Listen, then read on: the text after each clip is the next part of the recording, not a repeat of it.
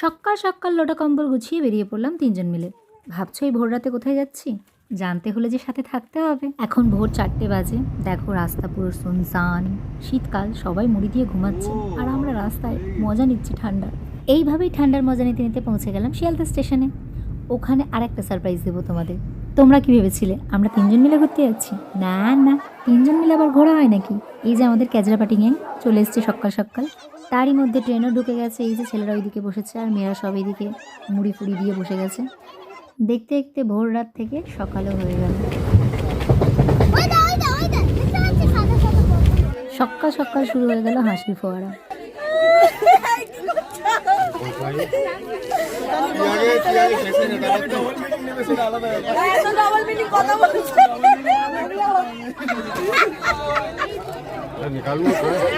Train থেকে নামখানায় নামার পর টোটো ধরার পালা। টোটোও পেয়ে গেছি। এখানে টোটো ভাড়া পার হেড 70-80 টাকা করে নেয়, কিন্তু সিজন ওয়াইজ আপ ডাউন হতে থাকে। এবার আমরা যাচ্ছি টোটো ধরে ঘাটের দিকে। না না, শ্মশান ঘাটে না, আমরা যাচ্ছি নৌকায় চাপবো। নদী পার করতে হবে তো।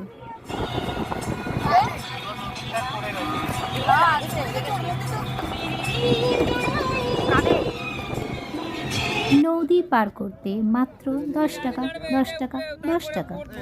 চারিদিকে জল আর জল, কি ভালোই না লাগছিল, কিন্তু ভয়ও লাগছিল।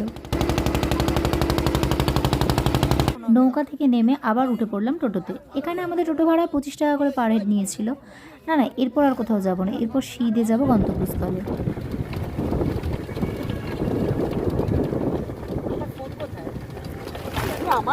চলে এসেছি মৌসুমী আইল্যান্ডের নীল নির্জনে ক্যাম্পে। চলো ভেতরে যাওয়া যাক, আমি তো ভীষণ এক্সাইটেড।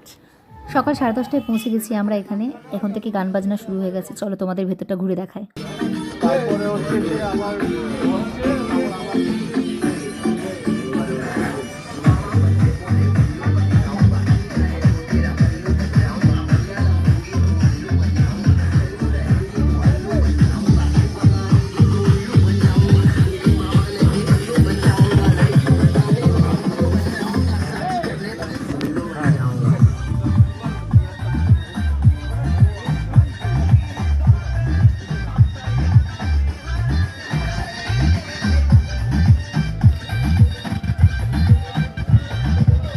ওয়েলকাম ড্রিঙ্ক নেওয়ার পর সবাই মিলে ফ্রেশ হয়ে একটু খাওয়া দাওয়া করে নিলাম। কেউ কেউ মুড়ি ঘুগনি, কেউ কেউ ডিম টোস্ট, যে যার মতো খেয়ে নিল।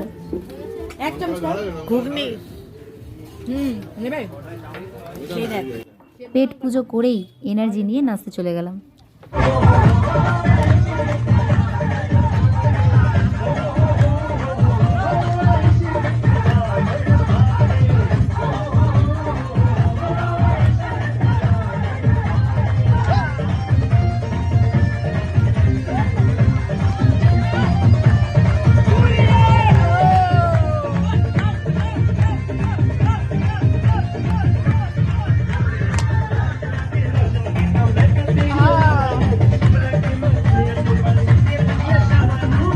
নাও, ঝট করে খাবার মেনুতে একটু চোখ বুলিয়ে নাও।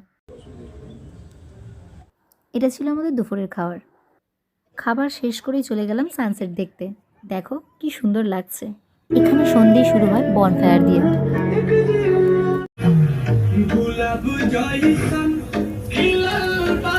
এখানে এটা হোক, ততক্ষণে আমরা ক্যাম্পের রাতের লাইটিংটা ঘুরে দেখে নিই এক ঝলক।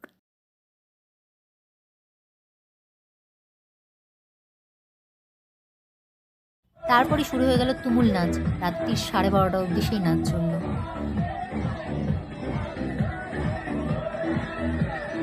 পরের দিন সকাল 6টায় উঠে আমি চলে গেলাম চায়ের দোকানে। সবাই তখন ঘুমাচ্ছিল। আসলে এই সকাল সকাল একটু গ্রাম্য পরিবেশের পাখির ডাক, সুন্দর হাওয়া, এই চারিপাশে গাছপালা ভর্তি, এগুলো দেখতে আমার ভীষণ ভালো লাগে। তো ডগির বিস্কিট নিলাম আর ডগিদেরকে একটু বিস্কিট খাওয়াচ্ছিলাম। ফিরে এসে দেখি কাল রাতে এত নাচানাচি করার ফলে কেউ পিঠে ব্যথা, কোমর ব্যথা নিয়ে শুয়ে রয়েছে। তাই আমরা সব মেয়েরা মিলে একটু সেবা করছিলাম।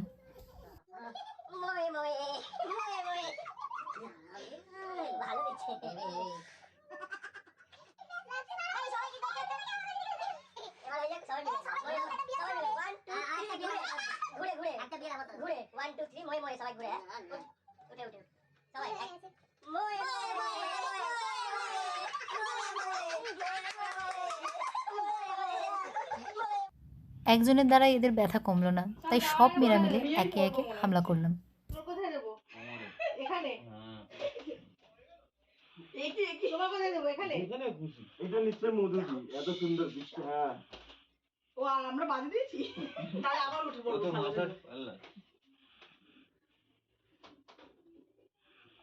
আমাকে কম দিল, আমাকে কম দিল, বলছে আমাকে কম দিল। এইখানে তো ভালো ভালো। হ্যাঁ, আচ্ছা আমাদেরকে তোরা কিন্তু বলছিস না কাঁধে ও এই আমরা এবার তোরা শুবি আমরা। না এরপর আমরা সোজা গিয়ে জল খাওয়ার পর চলে গেলাম বিচের ধারে। তারপর ওখানে কি হলো দেখতেই পাবে।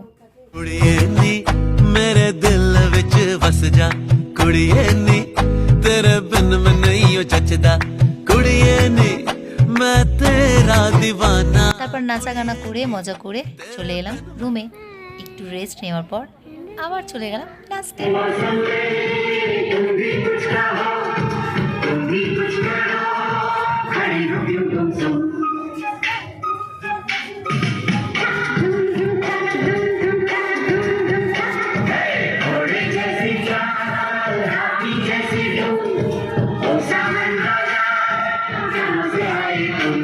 পরের দিন সকাল 6টার সময় উঠে চলে গেলাম ম্যানগ্রোভ।